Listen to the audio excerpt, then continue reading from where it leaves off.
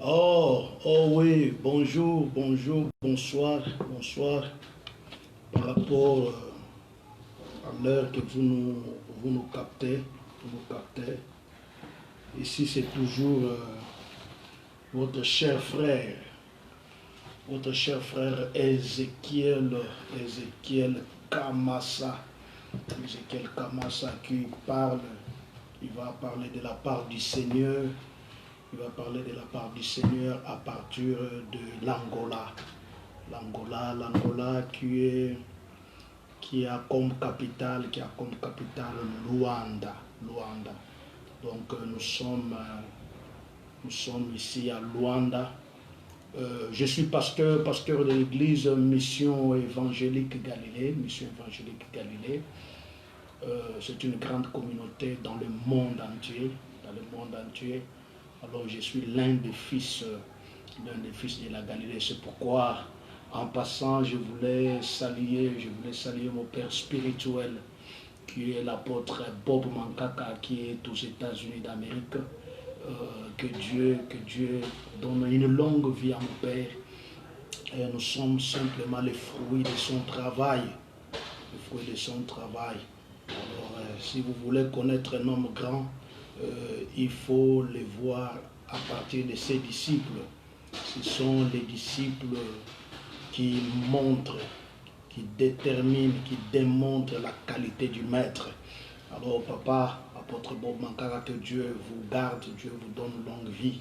Et je salue aussi en passant mon grand ami, le pasteur Kaninga Loussel. Et il n'est pas seulement ami, mais c'est un frère en chair. C'est un grand homme de Dieu. Il est en Afrique du Sud, à Pretoria. Pasteur Loussel Kaninga, soyez vraiment bénis et fortifiés. Oui, mes frères, il y a toute la communauté, ma communauté que j'aime beaucoup, ma chère communauté, la mission évangélique Galilée. Que Dieu vous bénisse tous, les pasteurs, les frères en Christ. Voilà, depuis, nous sommes à notre deuxième séquence. Nous sommes en train de parler sur comment prier quand tout semble être contre toi. Comment est-ce que tu peux prier? Je crois que avec notre cheat, nous avons chuté avec une parole disant que la prière est une priorité, dans toute religion. Toute religion dans le monde entier a toujours comme pilier la prière. Mais chez nous, dans le christianisme, nous avons une autre conception. De la prière. Alors la prière est l'une des clés majeures. Par rapport à notre évolution, à notre bénédiction. Parce que la prière tout simplement, c'est un phénomène qui aide un homme de tirer une chose de l'invisible par les visibles. Donc la prière, c'est un moyen de transport. Oh, j'aime ça beaucoup aussi. La prière, c'est un moyen de transport, qui facilite le transit, qui facilite une transition. Donc avant que la chose sorte de l'invisible et vienne au visible, donc la prière est le moyen de mobilité. C'est pourquoi toute personne qui ne prie pas, c'est une personne qui est exposée au diable et Satan. C'est une personne qui est, qui est comme la nourriture, des démons, qui est comme les sièges des démons. Mais attention, il y a des gens, il y a prier et prier. C'est pourquoi j'ai dit que je vais venir pour bien expliquer, parce que vous remarquerez que nous avons une série de chrétiens, une série des enfants de Dieu qui prient beaucoup. qui prie beaucoup. Il y a des fois aussi il prie en langue. Il y a des fois il prie en langue, mais vous remarquerez que sa vie est tellement dominée par des démons, dominée par des esprits mauvais. Alors, ma grande question, ma grande préoccupation, est-ce qu'il prie? Est-ce que réellement ces gens-là prient? Parce qu'il n'existe jamais une prière sans une matérialisation. Toute prière amène une conséquence physique. Je répète, toute prière qui est priée selon la volonté de Christ, priée selon la parole de Dieu, toute prière a une matérialisation, se matérialise. Parce que je l'ai déjà dit, toi qui est en train de nous suivre, je l'ai déjà dit, c'est un moyen de transport. La prière, c'est un moyen de transport pour faire transiter quelque chose de l'invisible vers le visible. Mais attention, ce n'est pas n'importe quelle prière, ce n'est pas n'importe quelle prière. C'est pourquoi je vais, par cet enseignement, j'ai besoin de t'initier, j'ai besoin de t'informer des choses qui sont tellement importantes, qui peuvent t'aider, pour que tu puisses vraiment renouveler, tu puisses revoir ta vie de prière. Jamais une personne peut demeurer dans une prière sincère dans le même état. Jamais. Si tu vois une personne qui prie sincèrement et que son état ne change jamais, vraiment il n'est pas dans la sincérité. Parce que toute prière dans une sincérité, mon cher, ma soeur, mon frère, je te l'ai dit, a toujours des répercussions physiques, a toujours des conséquences matérielles, a toujours des réalisations physiques, des choses qui se matérialisent. C'est pourquoi vous verrez que David avait eu l'audace. David a eu l'audace de dire, je n'ai jamais vu un juste abandonné, ni sa postérité mendier le pain. Ça signifie que les justes peuvent passer dans des temps de ténèbres, dans des temps de problèmes, dans les temps sombres, dans la vallée de Baca. Mais son Dieu, c'est pourquoi le frère Job avait raison, il dira que mon Rédempteur, il se lèvera toujours le dernier. Il se lèvera le dernier. Toute prière faite selon la volonté de Dieu, toute prière faite en collaboration avec la parole de Dieu, toute prière inspirée, c'est une prière qui ne rate jamais. Ça ne rate jamais. Si aujourd'hui cela n'a pas donné, moi je t'informe que demain ça va donner. Parce que la prière tourne un homme Dieu dans le monde spirituel. La prière fait d'un homme Dieu dans la spiritualité. Plus que quelqu'un prie, il tourne, il devient un Dieu dans le monde. Il devient opérationnel dans le monde de l'esprit. C'est pourquoi une grande prière a toujours de grands effets dans la spiritualité. Mais une petite prière a toujours de petits effets dans la spiritualité. Alors, je ne vais pas toucher encore là-bas. Je sais que tu es tellement content, tu es tellement joyeux d'écouter ces choses. Mais nous retournons un peu dans notre texte de base. Je suis toujours dans mon texte de Jacques. Oui, Jacques chapitre 5.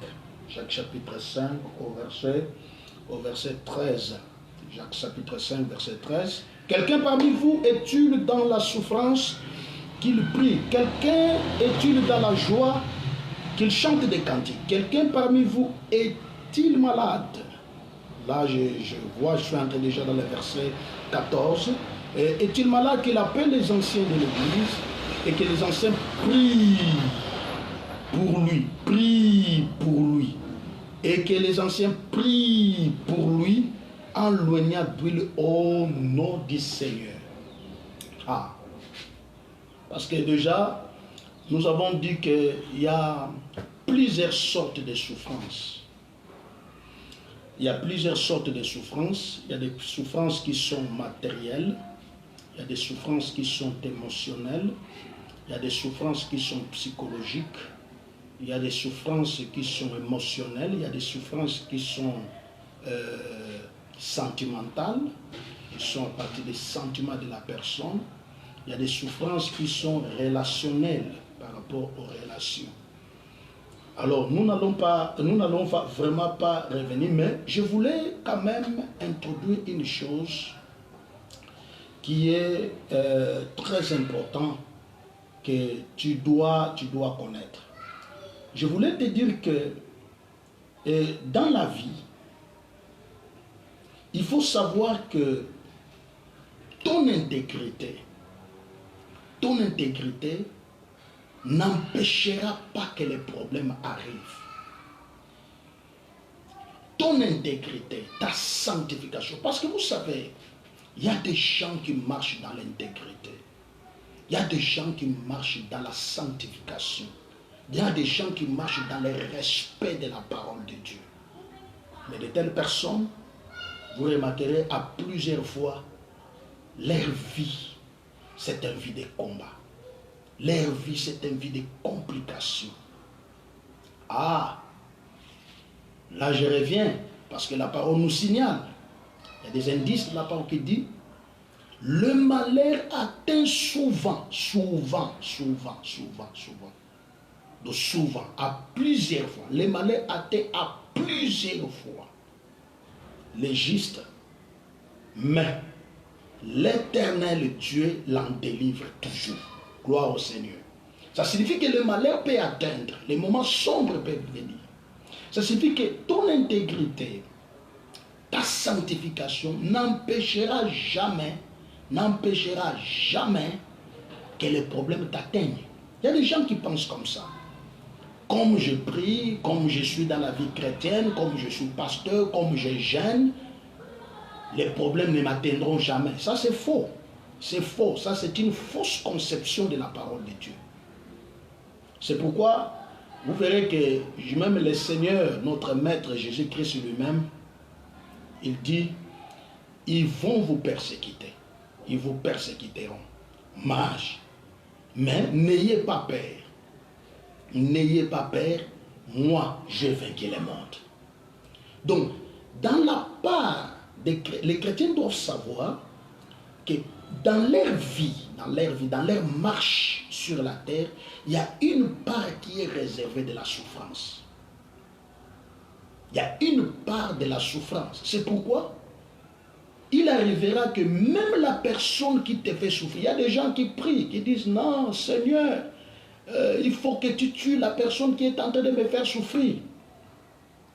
Dieu laissera cette personne qui te poursuit pour que cette personne soit témoin de ce que le Seigneur va faire dans ta vie. C'est pourquoi le frère David chante. Il dit quoi? Il dit que tu dresses, mon Dieu, tu dresses ma table devant mes ennemis. Gloire au Seigneur. Ça signifie qu'il y a des choses. Parce que nous avons deux catégories des ennemis. Il y a des ennemis dans ta vie que Dieu va permettre que ces gens-là meurent. Ils doivent mourir. Mais il y a des ennemis dans ta vie, ils ne peuvent pas mourir. Même tu pries, même tu gênes, ces gens-là ne mourront pas. Remarquez l'histoire de Shadrach, Meshach et Abednego. Shadrach, Meshach et Abednego. Qui avait permis que ces jeunes gens vont dans le feu, dans une fournaise de feu? C'est le roi. Le roi a donné l'ordre.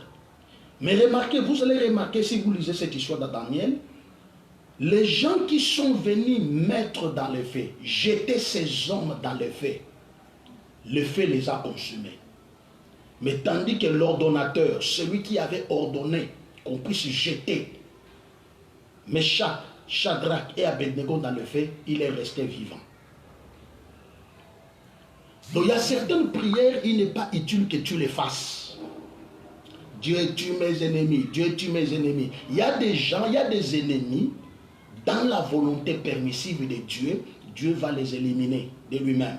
Mais il y a des ennemis que Dieu garde comme garantie. Il garde comme garantie. Ces gens-là doivent voir comment est-ce que toi tu vas prospérer. Ces gens-là doivent voir comment est-ce que Dieu va te bénir.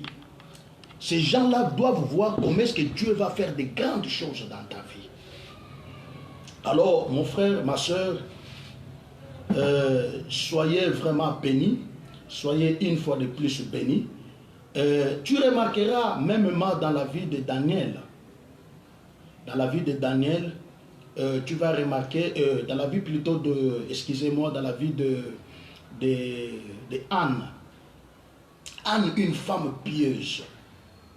Une femme pieuse, mais Anne était mortalisée, par les injures de Pénina. Dieu ne pouvait pas tuer Pénina. Dieu devait laisser Pénina pour que Pénina voie comment est-ce que son nom, le nom de l'Éternel est tellement grand et puissant. C'est pourquoi je ne souhaite pas que tous tes ennemis meurent, mais je souhaite qu'ils restent là, qu'ils regardent comment est-ce que Dieu va te donner la victoire. Comment est-ce que Dieu va te donner la victoire au nom de Jésus-Christ, que tes ennemis restent là. Alors, je voulais rapidement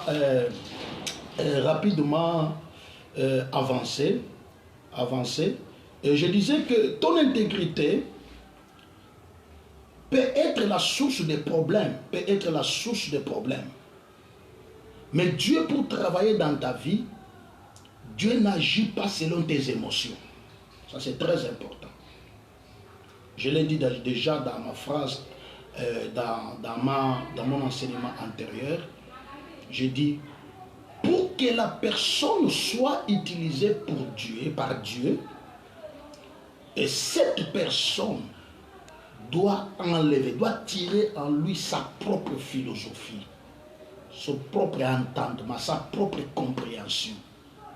Il faut laisser que le Saint-Esprit de Dieu entre en toi, communique sa grâce, communique son intelligence. C'est pourquoi les Écritures dans Romains, je crois Romains chapitre 8, qu'est-ce que la Bible dit?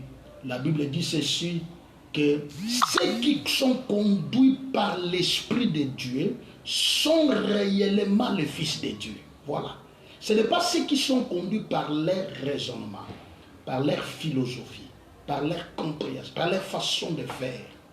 Mais ceux qui sont conduits par le Saint-Esprit, ce sont ceux-là qui sont réellement le fils de qui? Le fils de Dieu.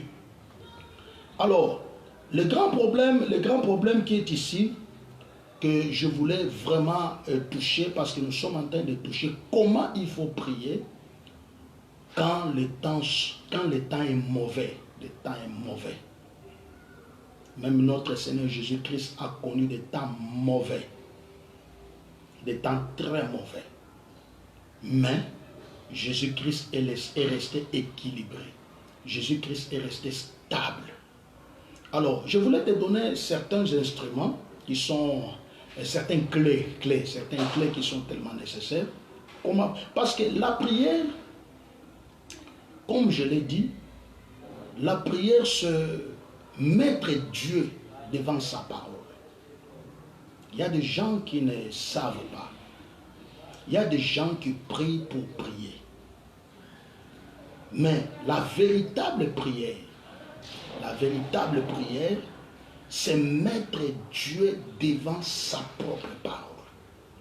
Parce que s'il y a une chose que Dieu ne peut jamais renier, c'est sa parole. Dieu n'est pas comme un homme. Vous savez, nous les hommes, nous pouvons dire A le matin, mais nous pouvons renier ces A-là. Nous pouvons dire B le soir, nous pouvons renier ces B-là. Mais notre Dieu, il est esclave de ses propres paroles. Dieu est esclave de ses propres paroles. C'est pourquoi tout chrétien qui prie, qui met Dieu devant sa propre parole, ces chrétiens-là ont des rendements merveilleux. Ça signifie prier selon la parole de Dieu. Souvenez-vous de l'histoire de Moïse. Dieu fait sortir le peuple d'Israël de l'Égypte. Il marche dans le désert. Il est arrivé que le peuple d'Israël a péché contre le Seigneur. Le peuple a péché.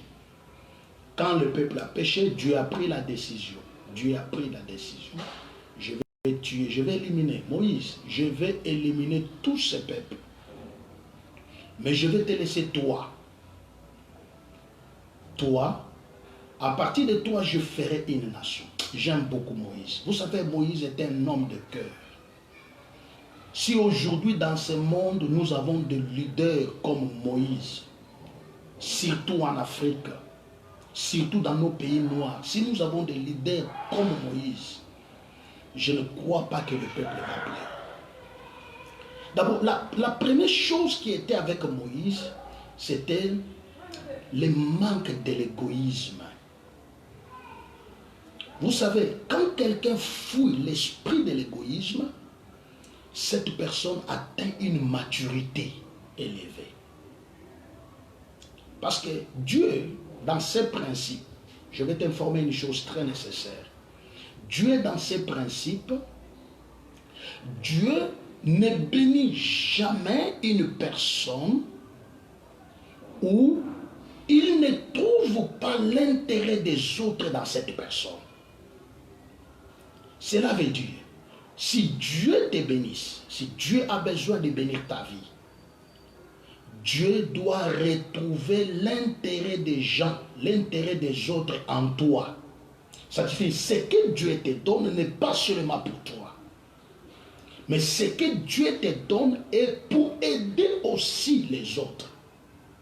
Celui à qui a le cœur d'aider, celui qui a le cœur d'aider les uns comme les autres, cette personne est souvent bénie. Remarquez même chez les païens, les gens qui ne prient pas. Celui qui fait beaucoup de dons, celui qui aide beaucoup, ce sont des gens qui ne souffrent pas. Ce sont des gens qui reçoivent toujours. Parce que la Bible dit, la main qui donne, c'est la main qui doit recevoir. Plus qu'on donne, plus qu'on reçoit. Moïse, il dit à Dieu, Seigneur, pense à Abraham, pense à Abraham, pense à Isaac et pense à Jacob. Ça signifie que Moïse prend Dieu, il met Dieu devant sa part, il met Dieu devant son alliance. Écoutez, s'il y a des choses que Dieu ne peut jamais trahir, c'est son alliance. Parce que l'alliance est un contrat. Dieu ne trahit jamais son contrat avec son peuple, ni avec son serviteur. Souvent, c'est nous les humains qui sont ingrats. Parce que l'homme est tellement ingrat. Vous pouvez lui faire du bien. Vous pouvez mourir pour lui. Mourir pour lui. Jésus est mort pour l'humanité. Mais aujourd'hui, il y a des gens qui sont athées, qui ne croient pas que Jésus est Dieu, qui ne croient même pas à l'existence de Dieu. Dieu n'existe pas. L'homme, comme je l'ai dit, a un grand pourcentage. C'est pourquoi, quand les gens n'acceptent pas ce que tu es en train de faire, ne te tue pas. C'est la nature de l'homme. Ne te tue pas. Quand les gens n'acceptent pas ce que tu fais, ne te tue jamais, mon frère. Vaut mieux être accepté par Dieu qu'être accepté par les hommes. Parce que le témoignage de Dieu est tellement grand, Alors, je voulais, mon frère, je suis en train d'avancer lentement et sûrement l'histoire en question devient de plus en plus intéressante. Quand Moïse met Dieu devant son alliance, Dieu pense à ce qu'il avait dit à Abraham. Dieu pense à ce qu'il avait dit à Isaac. Dieu pense à ce qu'il avait dit à Jacob, à Israël. La Bible dit, Dieu s'est repenti. Dieu s'est repenti. Ça signifie que Dieu a changé d'avis. Il a changé son idée de la tuerie qu'il devrait faire. Ça signifie que la prière, quand la prière est selon l'idée de Dieu, quand la prière correspond avec la parole de Dieu, cette prière bouge les cœurs de Dieu. Cette prière mobilise Dieu. Cette prière oblige Dieu à intervenir. Vous savez, souvent nous faisons des prières qui sont tellement sentimentales. Des prières trop sentimentales. Des prières qui n'ont rien à voir avec la parole de Dieu. Des prières qui ne sont même pas sincères. Parce que vous savez, la vérité de la prière, quand quelqu'un prie, c'est pourquoi Jésus-Christ, vous verrez dans ce principe, il va dire, il faut que quelqu'un rentre dans sa chambre et ferme la chambre. Il y a une chose que Jésus voulait communiquer là-bas. Jésus voulait aussi nous amener à une perspective, ou à une façon, à une perception plutôt à voir que toute prière doit avoir une intimité, une interligation, ou une correspondance, une cohérence. Voilà le mot qui convient, une cohérence. Toute prière doit avoir une cohérence entre ce que l'homme présente à son extérieur et ce que l'homme a dans son intérieur. C'est très important. Retenez ça. Toute prière qui a une cohérence, qui a une ressemblance entre ce que l'homme présente dans son extérieur et ce que l'homme a dans son intérieur, cela a une grande efficacité. Gloire au Seigneur. C'est pourquoi vous remarquerez le frère David dans ses chansons. Il va chanter, il va dire, oh Dieu, si tu venais la nuit visiter mon cœur, tu verras que ce que je dis, c'est ce qui est dans mon cœur. Il y a beaucoup de gens qui ont une grande difficulté dans cette... Ça signifie, ils ne se sont jamais réconciliés entre son extérieur et son intérieur. Il y a un grand conflit entre Olokazotali Salibanda na Oizakatina. Il y a un grand conflit. Notre monde aujourd'hui est en train d'échouer. Pourquoi? Parce que les gens présentent autre face, mais dans le cœur, ils ont autre chose. Toute prière où l'homme parle autre chose, mais dans son cœur, il y a une autre attitude. Mon frère, ma soeur, tu es en train de passer ton temps. Tu passes ton temps. Il doit avoir une cohérence entre ce que tu présentes. C'est pourquoi vous remarquez, tu es chrétien. Ce qui m'étonne, c'est quoi? Tu es chrétien. Tu pries. Tu as une mauvaise vie. Tu es prostitué. Tu parles des choses mauvaises dans ta bouche. Tu insultes. Tu récupères le mari des autres. Tu publies des photos de nudité en Facebook, en WhatsApp. Mais la même personne présente autre chose, mais dans son intérieur, il y a une autre vérité. Quand tu viens à l'église, Seigneur, tu es saint. Oh, Jésus, tu es saint. Mais toi-même, est-ce que toi-même qui se présente devant le Seigneur, tu es saint? Tu es saint.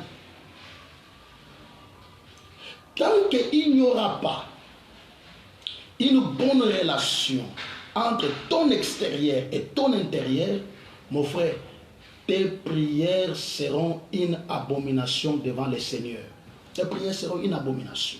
C'est pourquoi vous voyez, même le grand maître Jésus-Christ, il revient, il dit ceci, vous demandez mais vous ne recevez pas, parce que vous demandez mal, vous priez mal. Vous priez mal. Dieu ne se base pas par l'expression que nous présentons, par les mots que nous constituons. Mais Dieu se base par rapport à l'attitude de ton cœur. Qu'est-ce qui est dans ton cœur? Qu'est-ce que tu as dans ton cœur? Qu'est-ce que toi tu as dans ton cœur? C'est ça, c'est là où Dieu se base. Vous savez, mes frères, quand quand Moïse a mis Dieu devant sa parole, rappelant, disant à Dieu, pense Abraham. Dieu est revenu, il a regardé l'alliance qu'il a traitée avec Abraham. Oh. Priez selon la parole de Dieu. Priez selon la parole de Dieu. Ne priez pas selon tes sentiments. Priez selon la parole de Dieu. Priez selon la parole de Dieu. Cela manque dans beaucoup des enfants de Dieu. Cela manque dans beaucoup des serviteurs de Dieu. On prie seulement en rapport de ce que nous vivons extérieurement. Vous savez, je vais vous dire que je vais arriver dans ce point-là. Il y a des choses dans des dimensions spirituelles, tu ne les demandes pas, mais cela doit arriver. Il y a des choses dans les dimensions spirituelles, dans la spiritualité, dans les niveaux spirituels élevés. Tu ne demandes pas à Dieu, mais seulement ta présence en prière, cela appelle ces choses-là. Je vous fais un exemple très simple, très facile. Voyez-vous la vie de Salomon. Dieu dit à Salomon de demander ce qu'il peut vouloir, ce qu'il voulait. En bon français, ce qu'il voulait. Mais Salomon touche le cœur de Dieu. La demande de Salomon va dans le cœur de Dieu. Comme la demande de Salomon avait touché le cœur de Dieu, mes chers compatriotes célestes, je vous dis, Dieu, au-dessus de la sagesse, Dieu a donné des richesses à Salomon. Pourquoi? Parce que Salomon avait prié selon les sentiments de Dieu. Selon les sentiments de Dieu.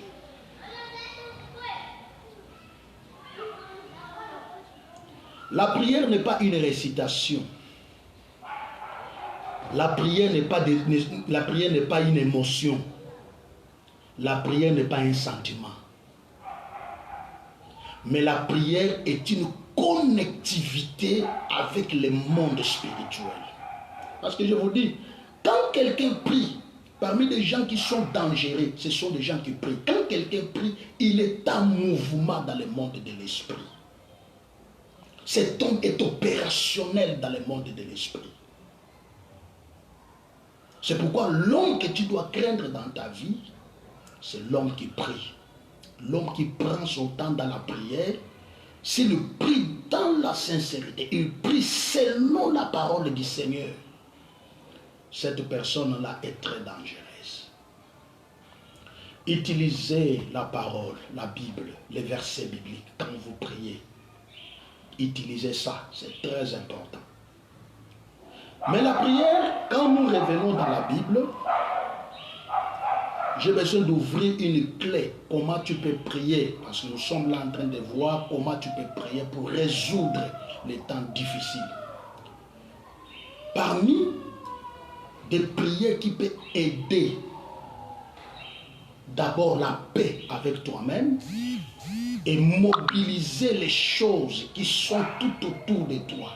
Parce que je vous dis, tu sais dans ta vie ce que toi tu cherches, cela te cherche aussi. Toute chose que toi tu cherches, cela te cherche. Mais ça manque l'activation. C'est pourquoi la prière active. La prière mobilise. La prière bouge. La prière fait que les choses qui gravitent tout autour de ta spiritualité atteignent là où tu es. La prière, la prière, la prière. Mais j'ai besoin que nous puissions lire un verset, une sorte de prière qui peut aider, qui peut vous aider, ou qui doit vous aider beaucoup dans les moments d'affliction. C'est la prière en esprit. La prière en esprit. Ça, c'est un domaine qui est beaucoup négligé. Beaucoup négligé. La prière en esprit. La prière en esprit. La prière en esprit. Un domaine très négligé par rapport aux confessions religieuses, par rapport aux doctrines. Il y a certaines doctrines qui disent qu'ils n'acceptent pas ça. Mais en réalité, ils négligent. Ils négligent la chose fondamentale, fondamentale dans leur vie. La prière en esprit. Quand je parle de la prière en esprit, je suis en train de parler sur la prière en langue. Prière en nouvelle langue. Mes frères, parmi des choses qui peuvent booster,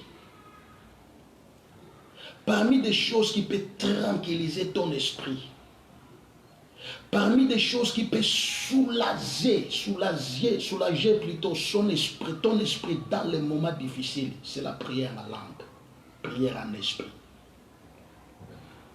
Cette prière d'abord est mystique. Cette prière est mystique. C'est pourquoi je voulais te donner un verset qui peut t'aider. Je suis dans 1 Corinthiens chapitre 14. Je commence au verset 2. La Bible dit, en effet, celui qui parle en langue ne parle pas aux hommes. Gloire au Seigneur. Ça signifie que quand quelqu'un prie en esprit, quelqu'un prie en langue, il est en train d'utiliser des cordes célestes.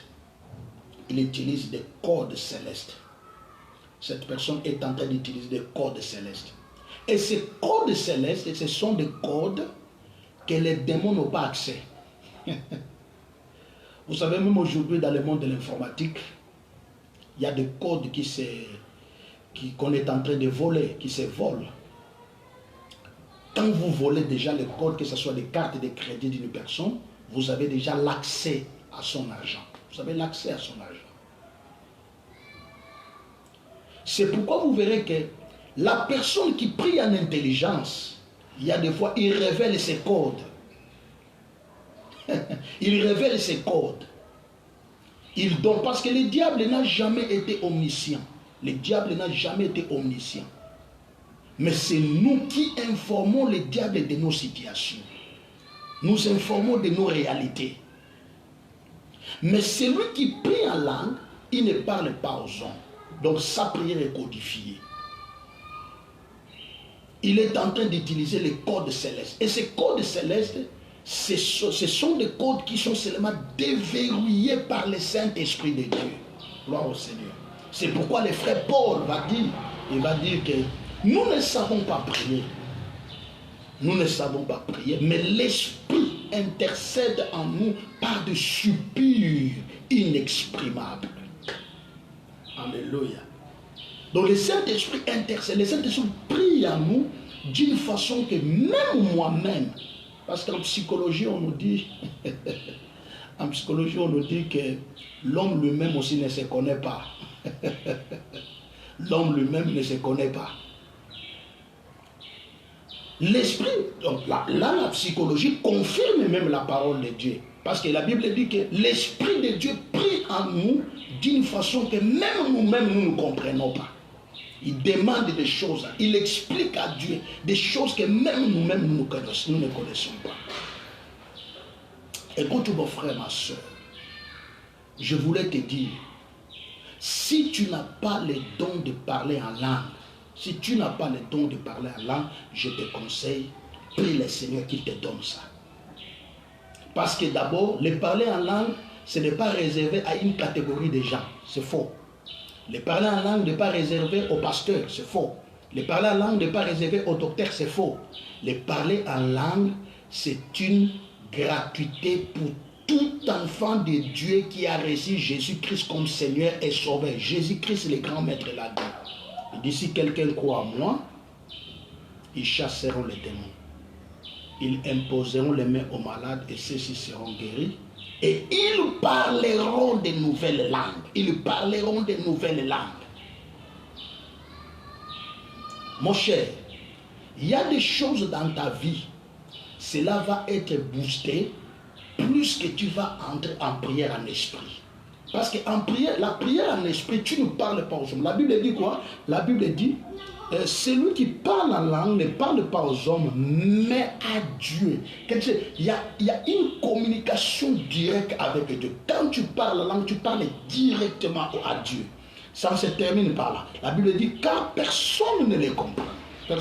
C'est pourquoi il y a des fois, il y a d'autres églises traditionnelles qui refusent ça. Parce que personne ne les comprend. Personne ne les comprend. Dans les églises traditionnelles, on refuse ça. Mais écoute, ce qui me choque beaucoup, car personne ne le comprend, c'est un esprit qu'il est en train de dire des mystères. Oh!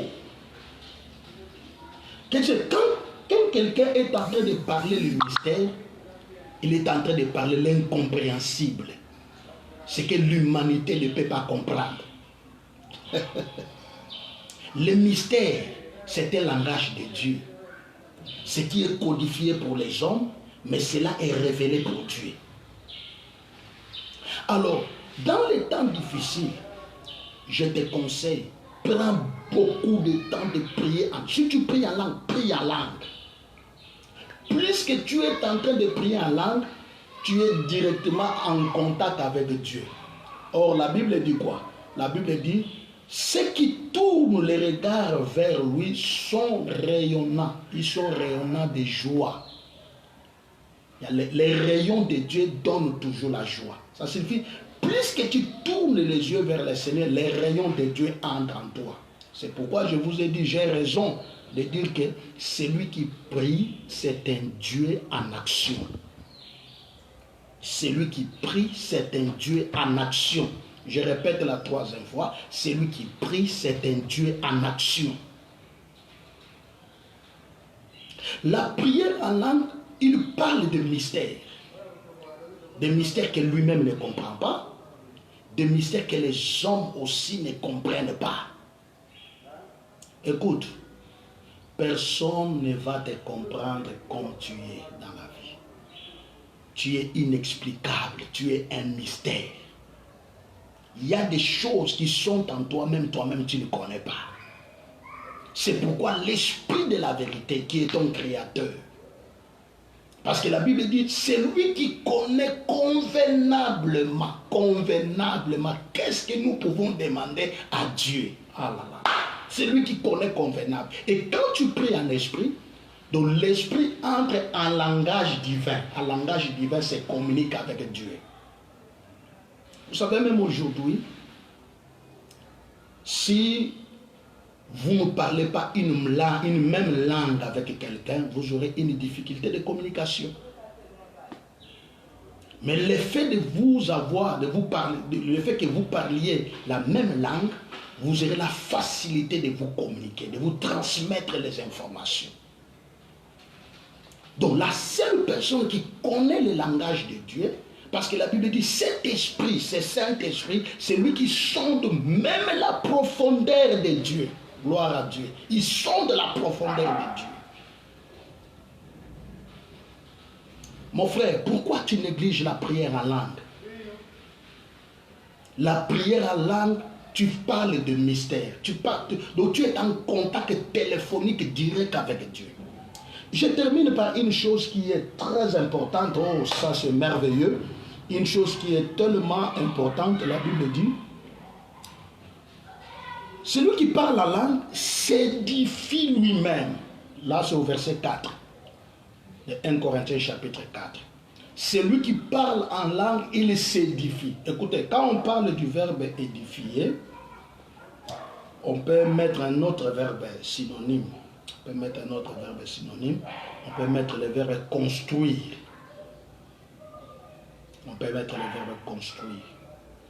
Celui qui parle en langue se construit soi-même. Il se construit lui-même. Il est en train de se construire. Oh, ça signifie que quand on prie en langue, on est en train de monter des blocs spirituels. Des briques, hein, comme on parle, je ne sais pas si c'est comme ça, des briques. On monte des briques. On construit une maison spirituelle.